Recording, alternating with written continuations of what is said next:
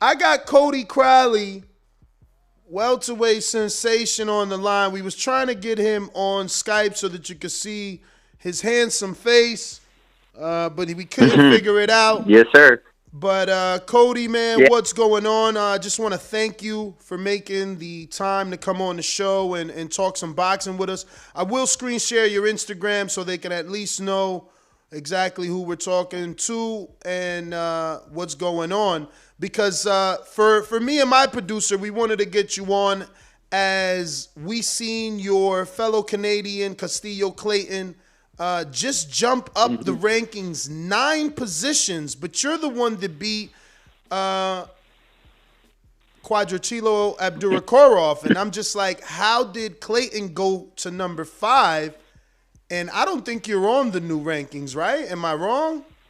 Yeah, they put me in at number 14. Wow. So Fucking something, crazy. everyone already knows how corrupt the boxing game is. And this is just, something that people can see as hard evidence. I originally got called to fight either Castillo Clayton or Quadratulo for that card. And I was actually just supposed to be a filler fight, not even a televised fight, just to keep me busy because I haven't fought in over a year. And if one of those guys pulled out, I would be the fill-in. And apparently someone pulled out, and I moved up to the TV slot, and I took the number 1 IBF contender, Quadratulo. I stepped up, I took him out. Now, he's been in that position since 2019, Cody. So how is it that you end up only at 14? Because they don't want me in there. They don't want me in there. They're moving. They're not doing it on a straight up point system. It's all buddy handshakes. So let me get some particulars out the way. Who are you with? Like, who's your manager and who's your promoter? I'm with PBC. Yeah, but you're with PBC. Are you with the Cubas? Are you with Tom Brown? Like, who are you with? No.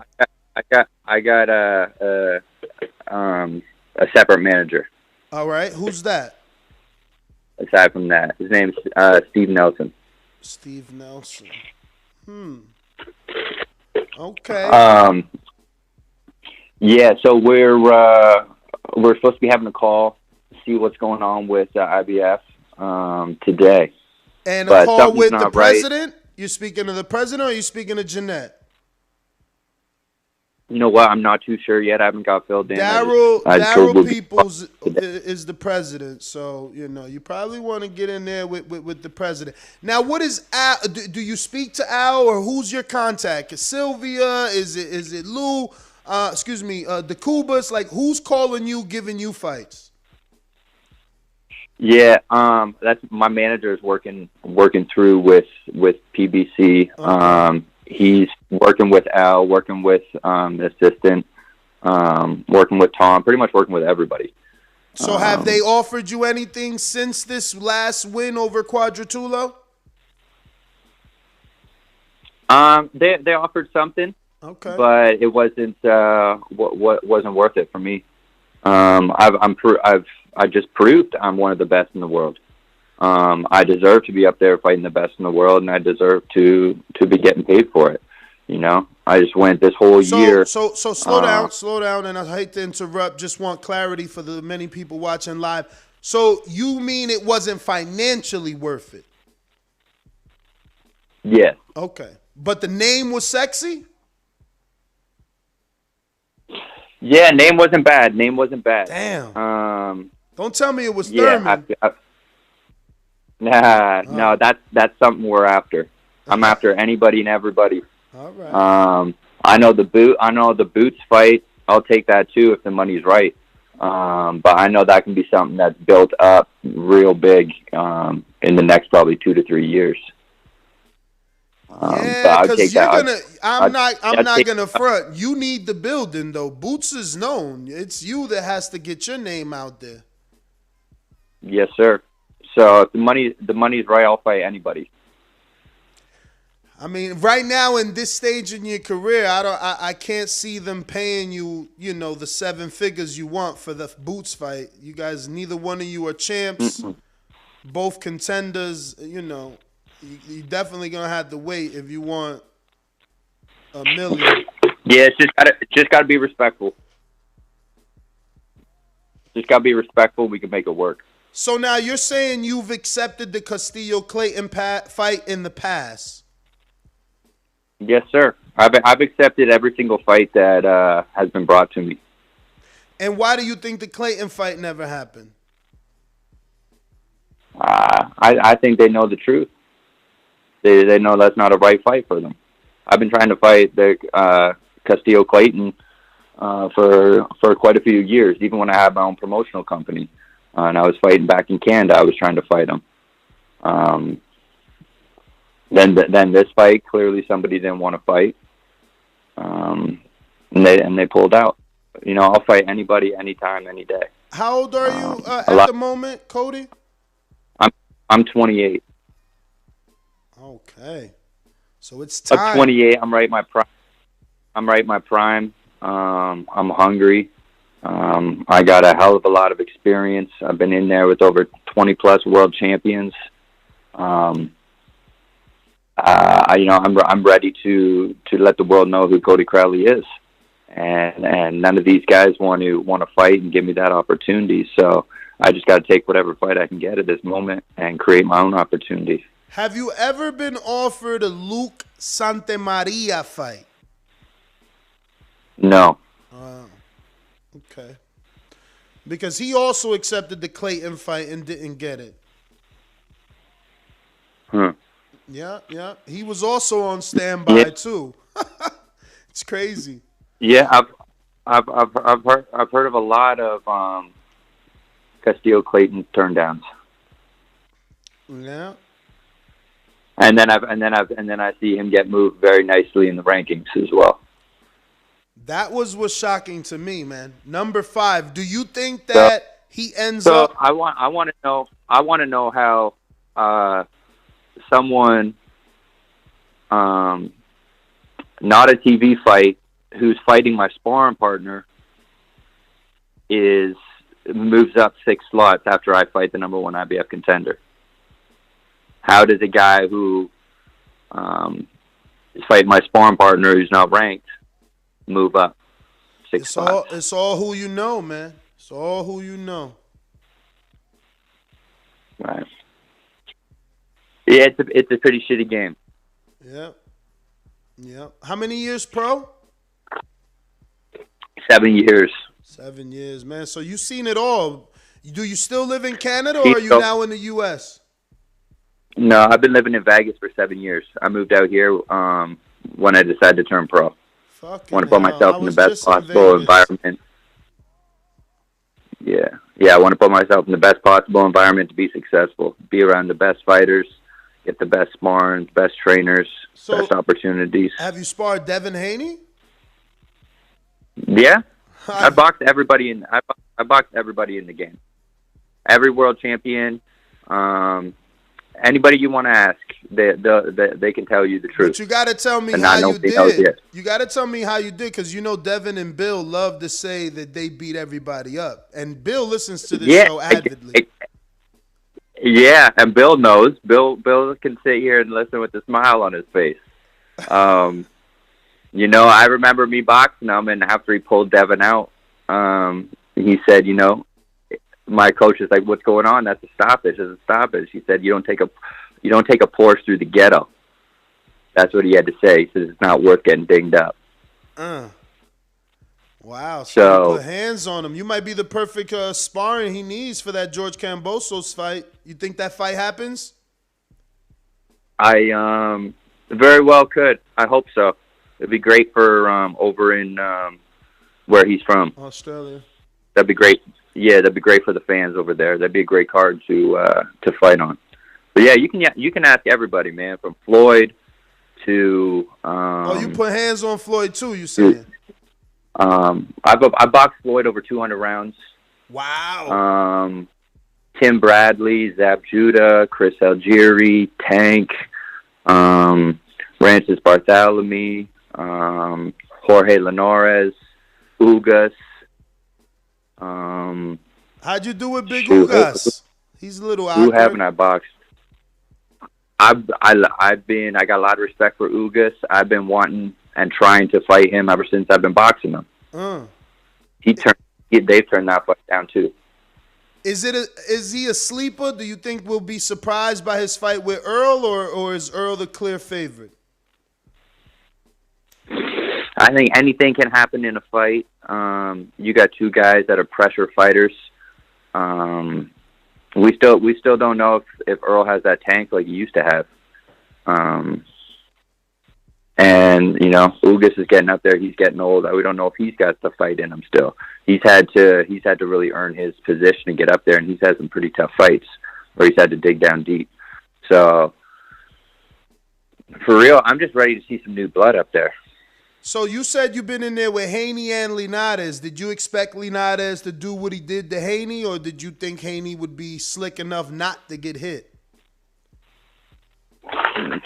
No, I knew that right hand was coming. Linares broke his right hand on the top of my head. So he before one of it a couple years ago. Yeah, he can definitely punch. He can definitely punch. Damn, Cody, I'm glad we freaking met virtually here. This is really good information. I love that you have been living in Vegas for the last 7 years, man. You're really showing that, you want to make a career out of this, and getting that elite level sparring, that's exactly what you need. Has Joseto ever been an option for you? Joseto Lopez, common opponent with Keith Thurman and Canelo Alvarez? No, never on the table. No, never on the table. Steve Nelson, who's Steve? Yo, you say Steve Nelson, and I just think of Terrence Crawford's stablemate, Steven Nelson, the 168-pounder. I've never heard of Steve Nelson. No, that's not even. That's Stephen Feder that's with Freddie Roach. Who is Steve Nelson? Is he Canadian as well? Yeah, no, he's an older guy from Rochester, New York. He's had I think he's had like 5 or 6 world champions now. Sim Rockman was one of his world champions. I think he managed Oscar De La Hoya way back in the day. Yeah, he's had quite a few good people under him. All right. I hope he gets you into position, man. That was a big win. Right? We've been talking about Quadratulo Abdurakarov on this show for so many years. I even got the president on because I didn't understand why this guy's been the mandatory or the #1 since 2019, bro. So it's crazy for you to come and pick him off, and then you don't even get elevated for it. It's a little unfair. Right. Yeah. I don't understand it. That just shows a corruption. Hopefully, thankful for people like you guys who want to get that information out there and see what's going on. Because I think it needs to be put under the spotlight. It needs to be investigated, and the boxing game kind of needs to tighten their stuff up. Have you gotten a return month, even if there's no opponent? Like, have they told you, hey, be ready or stay in shape for XYZ month? I've been told April, May. April, May. Not bad. I got a question coming in from my Patreon, Coach Myers. He says, name your top 3 favorite boxers to watch and why. Top 3 boxers to watch. Obviously, one's going to be Floyd. Mm-hmm. Floyd's just interesting because Floyd's playing a totally different game. He's not in there to really fight people. The dude's in there. He's playing chess. He's like a wizard in there, right? So he's super fun to watch and see the different tools that he's working with, seeing him set stuff up, seeing the traps that he is putting guys in to set them up for later on, teaching them one thing, showing them something else. You're always learning from Floyd because Floyd's just flowing with whatever's there. So he's learning too. He's creating new opportunities. It's super fun to watch Floyd. Next one is going to be Canelo. The dude's principles that he boxes off of are just so on point. The way he slowly breaks the guys down, the way he is using his pressure as offense without even throwing punches, his ability to be in front of you and still have your foot on the gas by making you feel threatened, by keeping that right distance where he can still hit you and not get hit. Third fighter, shoot. I want to say third fighter's me. I love watching me fight because I fight from round 1 at the start of the bell to round 12 at the end of the bell. A lot of these guys are just running around trying to set stuff up and trying to pity pat. These fans are here for excitement. They want to see gladiators in the ring. They want to see two dudes stand there and throw. You know, a lot of casual or high-end boxing fans, yeah, they look for the art and the sweet science and stuff, but look at the highest numbers right now. You got YouTubers coming in with the highest numbers that are generating massive amounts of revenue because people just, the average fan, the average people in the world just want to see people fight. That's what they want at the end of the day, and I feel like that's what I produce. You know, you put me in the ring, and you're gonna get over 100 punches a round. You're gonna get over 1,000 punches in a fight. You're gonna get two guys standing to the point of exhaustion where they feel like they can't throw any more punches, and they got to pull something out of them deep in order to get the win. You've seen that in my last fight. It was a bloodbath for 10 rounds until Quadratulo, he pretty much was going to quit. He should have quit. If it was 12 rounds, he would have quit. So I'm my favorite fighter, to be honest, to watch. But I love learning from other people who paved the way, like Floyd, like Canelo. They're thinking differently in the ring, which if people have the eye to see and pick up on it, you can learn from it and add those tools to your own toolkit. So I definitely study and learn from them. Well, let me refresh here, see if we got any late questions. I guess I would like your prediction, though, on the Errol Spence and Ugas fight, obviously. And also, what do you think Crawford does now that he's a free agent, but he's also, obviously suing Top Rank? Do you think the welterweight division gets that Errol Spence-Crawford fight? Or winner of Errol Spence-Ugas, if you happen to think Ugas is going to win? That fight could go either way. It's gonna be exciting. Have you sparred Crawford by any chance? No, I haven't sparred Crawford. Ugas could take it. Wow. Ugas could take it. Either way, I want to fight him. I want to fight either of them. I think the Crawford-Spence fight, Spence wins. It could happen at the end of 2022. But that kind of sounds like there's a whole bit of a mess going on. Would you take a Crawford fight? Of course. I'll take anyone. Anyone. But when you say the price has to be right, it's like kind of, it makes it difficult because then it means, you want a certain amount of money when the opportunity is just as big as the money, right? I mean, a Crawford fight puts you in position for undisputed. They always keep dangling that carrot in front of your face. Right. I mean, but that carrot is real. That carrot is real. You know that those belts are there. I mean, but those belts are there. Ugas and Earl is fighting. Crawford's the last piece of the puzzle. If you again pick him off, you become the last piece of the puzzle. Obviously, I'm sure you'd have a rematch clause, though. These guys are not letting you do a one-off. Unless they underestimate you, Cody. Oh, they all do. You don't think they know you by now? Nah, they still don't. They still don't. That's interesting. I got another question coming in from the best dad ever. How did your sparring go with Tank Davis? Is his power really true or is it for show?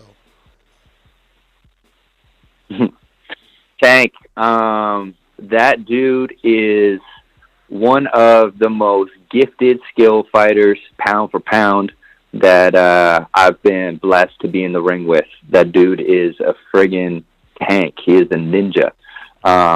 He is, I want to say he's punched me harder than any other man has ever punched me before. And that's me looking down at this dude, you know? Let me interject for 1 second. So when I tell my audience that I believe the Keith Thurman Tank fight is still real, do you believe Tank can contend with Keith Thurman at welterweight? Yes. I believe so. I believe so. He's got the boxing IQ. He's got the power for sure. The only, he's got it. He can compete at any level. When you got the IQ and the brains, look at Floyd. Look at what Floyd can do. Look at what Canelo can do. You can fight people at any weight. Weight doesn't really matter. The body shape in front of you doesn't matter. It's the brain set and the principles that are making the success happen. But Tank, I got a lot of respect for him. He knows what happened in my sparring session with him. He knows that he didn't finish the rounds. That's what happens with people with me. They know that they're going to be in there for a dog fight for 12 rounds straight. But Cody, nobody spars 12 rounds straight. Like, how many rounds did he give you? It's either 2 or 4. But you rarely get guys, elite level guys, giving you 6 straight rounds. We were going for 10. He got out at 6. Okay. But he told you 10. Or his trainer or your trainer told you 10. The day before, I was busting out one of his buddies, and he was trying to get in the ring. So I told him, "I got you." Wait! All his buddies are my buddies. I got you tomorrow. Was it Richardson Hitchens? Who was it? Malik Hawkins. Okay, 140. Got you. And I said, "I'll give you as many rounds as you want. Bring your stuff tomorrow." Ooh. So we had 10 rounds. We had 10 rounds scheduled. And, I'm pretty sure he got out at 6. Yo, but that's what he always does. He did that to Red Catch, too. He's just going to he's gonna do his thing and jump out the ring. Yeah. I got respect for him, his abilities, his punching power. Like I said, I've never been hit as hard by anybody as I have been by Tank. Wow. Got all kinds of respect for the dude. I think he's a great fighter and he can do great things. It looks like he's got his head on his shoulders more straight now. Let me ask you this question another way here. Do you need to wait and see how Keith looks versus Barrios to know if Tank has a shot versus him, or do you think any version of Keith Tank can get in the ring with? Any version. Wow, Cody, wow. That's the fight I'm trying to get right now. Is the Thurman fight. Yes. I would love for you to have the Thurman fight. No disrespect, but I need Thurman to have 2 fights before they start trying to offer him that Terrence Crawford fight.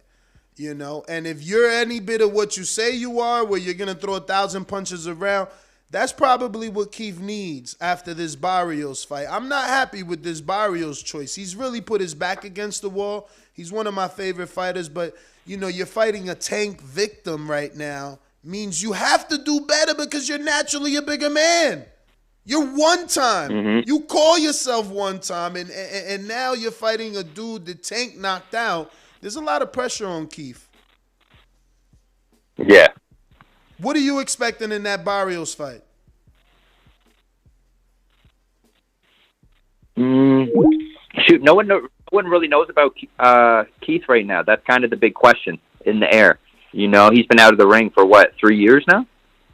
About 29 months.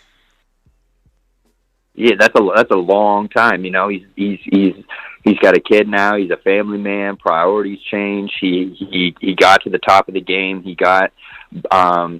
made some big money.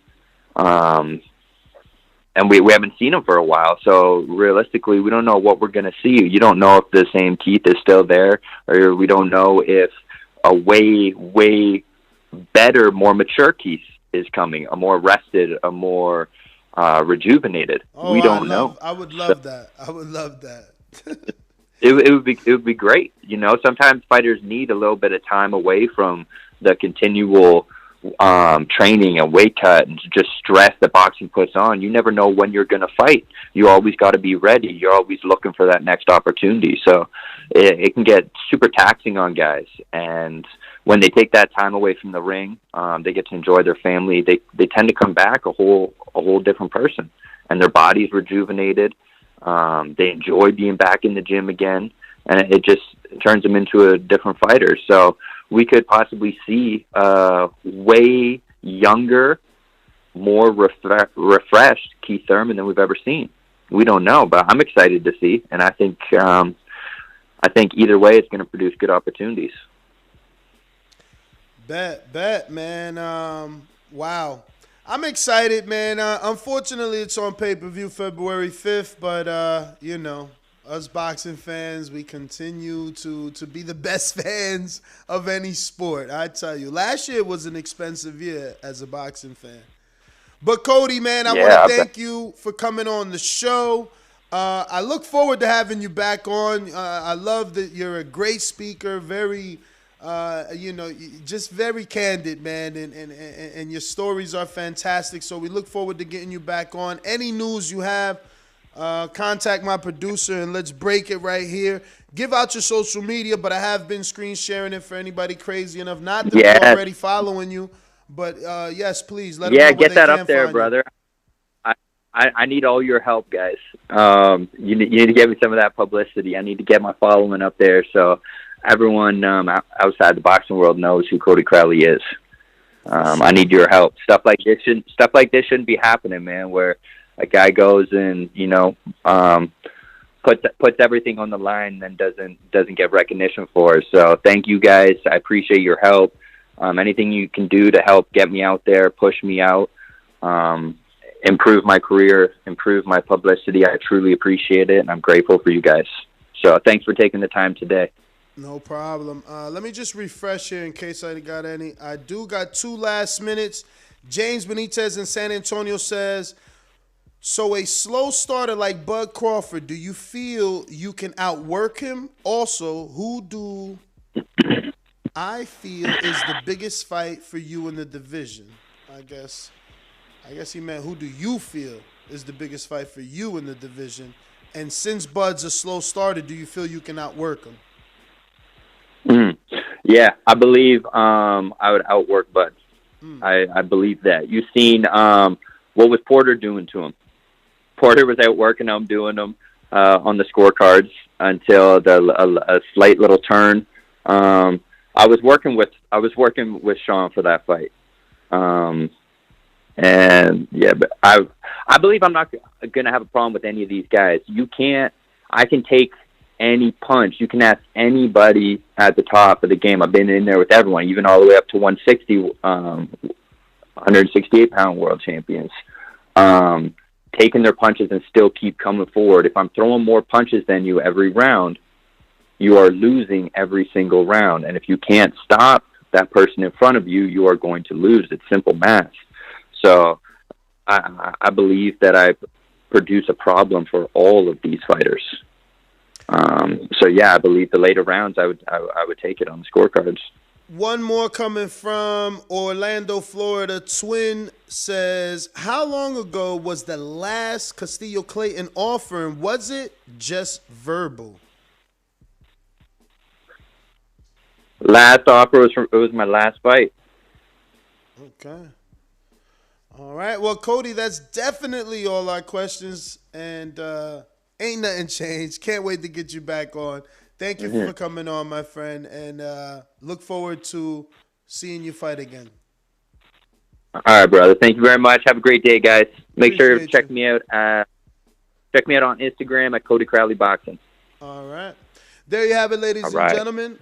Welterweight should be number 1 in the IBF. See, this is for the video. Feel free to hit the like, subscribe, and share. As always, if you want to support us to the next level, head over to the patreon.com/ThaBoxingVoice. We have tons of exclusive from Border Wars, Entitled, betting shows. The list goes on and on and on. But in addition to that, if you guys have questions for fighters, trainers, and promoters, this is where you can submit them. We will run out, get these questions answered, and put it back on the show just for you guys. Appreciate it. Peace.